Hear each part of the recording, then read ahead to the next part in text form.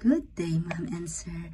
My name is Kathleen Galinato, 37 years old, married with 2 kids, both boys, 11 and 13 years old. I am a college graduate.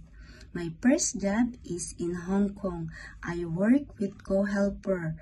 We serve 3 family members, 1 couple and the 9 years old daughter. We take care of the 9-year-old daughter and the 3 big Ascal's dog. We do household chores, car washing, gardening, groceries, and marketing. We share our work with my co-helper. My previous employer is in Chinyi. I serve with 5 family members, 1 couple, 2 sons, 13 and 15 years old, and 1 elderly, 83 years old. I take care elderly and the teenager.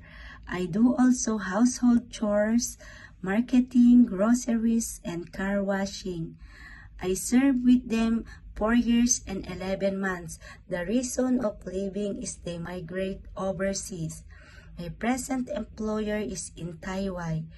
I worked with them last year, October until present. I take care of bedridden elderly.